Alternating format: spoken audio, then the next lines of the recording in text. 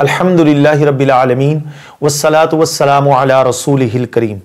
تمام تعریفیں اس ذات پاک کے لیے جو ہماری رگ جان سے بھی زیادہ قریب ہے اور ہماری سانس کی نالی کے اندر ہونے والی ہلکی سی جنبش سے بھی خوب آگاہ ہے۔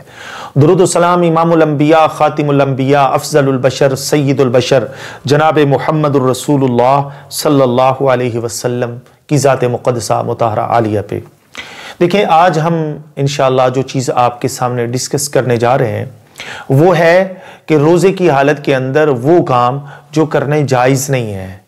یعنی عام حالات میں بھی ویسے تو جائز نہیں ہے، لیکن روزے کی حالت میں تو وہ بالخصوص کرنے جائز نہیں ہے، ٹھیک ہے؟ ان میں سے چند ایک امور،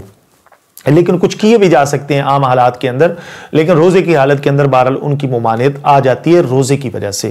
تو جو حدیث ہم سب سے پہلے آپ کے سامنے رکھیں گے وہ صحیح بخاری کی 1903 نمبر روایت ہے، اور اس کے راوی حضرت ابو ہریرہ رضی اللہ عنہ ہے۔ رسول اللہ صلی اللہ علیہ وسلم نے فرمایا کہ اگر کوئی شخص جھوٹ بولنا، دغا بازی کرنا نہ چھوڑے تو اللہ تعالیٰ کو ایسے روزے کی کوئی ضرورت نہیں ہے کہ وہ اپنا کھانا پینا وہ شخص نہ چھوڑے۔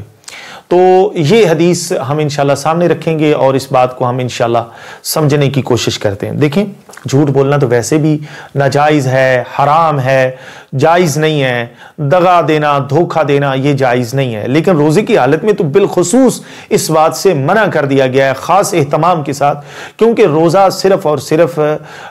کھانا پینا چھوڑنے کا نام نہیں ہے،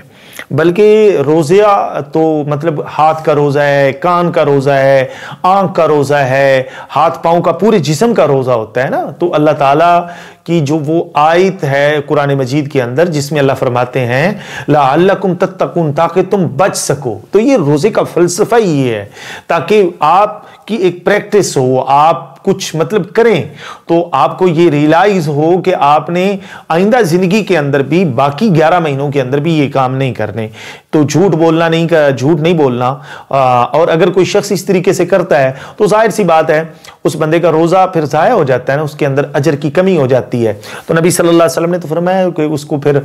کھانا پینا تو چھوڑنا نہیں چاہیے، ٹھیک ہے، اب وہ اگر نہیں یہ ان چیزوں کو چھوڑ سکتا۔ اچھا، بعض لوگ پتہ ہے کیا کرتے ہیں، روزے کی حالت میں روزہ رکھ لیتے ہیں، وہ پھر مختلف قسم کی فلمیں، ڈرامے، سیریل دیکھنا شروع کر دیتے ہیں جن کے اندر بے حیائی اور فحاشی موجود ہوتی ہے۔ تو ان چیزوں سے بھی بچنا چاہیے۔ اگر روزہ رکھ کر تو وہی طریقہ کار اختیار کرنا چاہیے جو رسول کریم صلی اللہ علیہ وسلم کیا کرتے تھے، قرآن کی تلاوت، یعنی کہ قرآن کی تلاوت کے بعد آپ دعائیں کرنا، نماز پڑھنا، تو یہ اسی طرح کے کام کرنا چاہیے۔ ایک اور حدیث ہے میں آپ کے سامنے رکھ دیتا ہوں، وہ نبی صلی اللہ علیہ وسلم کی حدیث، یہ بھی صحیح بخاری کی ہے اور 1904 نمبر ہے، اس کے راوی بھی حضرت ابو ہریرہ رضی اللہ عنہ ہے۔ نبی صلی اللہ علیہ وسلم نے فرمایا روزہ ایک ڈھال ہے،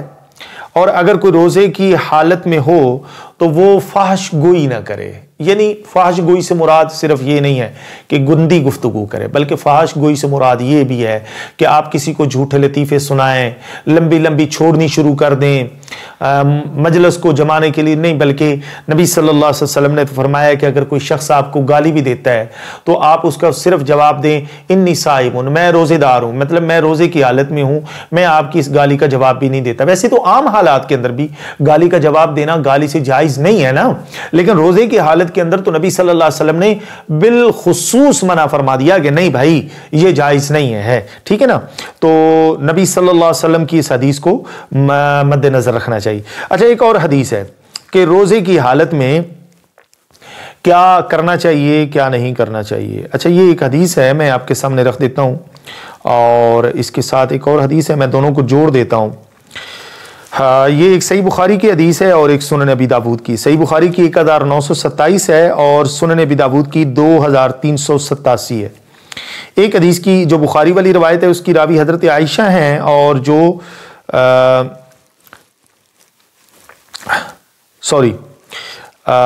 تو جو دوسری حدیث ہے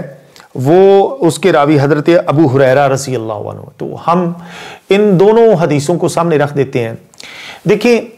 نبی صلی اللہ علیہ وسلم کے پاس ایک شخص آیا اور اس نے کہا کہ اللہ کے رسول، روزے کی حالت کے اندر میں اپنی بیوی کا بوسہ لے سکتا ہوں، یعنی روزے کی حالت کے اندر اپنی بیوی کے ساتھ رومانس کر سکتا ہوں؟ تو اللہ کے رسول نے اس کو اجازت دے دی۔ ایک اور شخص آیا، اس نے کہا اللہ کے رسول میں کیا روزے کی حالت کے اندر اپنی بیوی کے ساتھ رومانس کر سکتا ہوں؟ اللہ کے رسول نے اس کو منع فرما دیا۔ اچھا، تو اس حدیث سے یہ تو ثابت ہو گیا کہ بیوی کے ساتھ بوسہ لینا، رومانس کرنا یہ جائز ہے، اس کے ساتھ روزہ ٹوٹتا تو نہیں ہے، لیکن بعض مخصوص حالات کے اندر نبی صلی اللہ علیہ وسلم نے یہ منع بھی فرما دیا ہے۔ منع کیوں فرمایا؟ حدیث کے اندر اس بات کی وضاحت موجود ہے کہ جس شخص نے پہلے اجازت مانگی تھی اللہ کے رسول نے اس کو اجازت دے دی، وہ ایجڈ شخص تھا، اور جو دوسرا شخص تھا جس نے اجازت طلب کی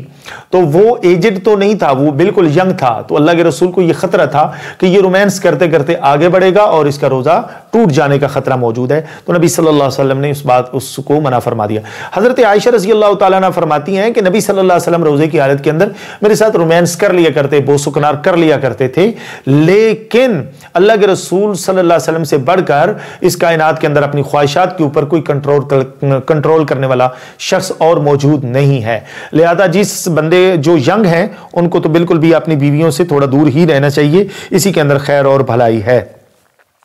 اچھا، ایک اور حدیث ہے جس کو میں بیان کر دیتا ہوں، یہ سنن نسائی کے اندر موجود ہے اور اس حدیث کا نمبر ہے 87۔ ٹھیک ہے، نبی صلی اللہ علیہ وسلم نے فرمایا کہ تم جب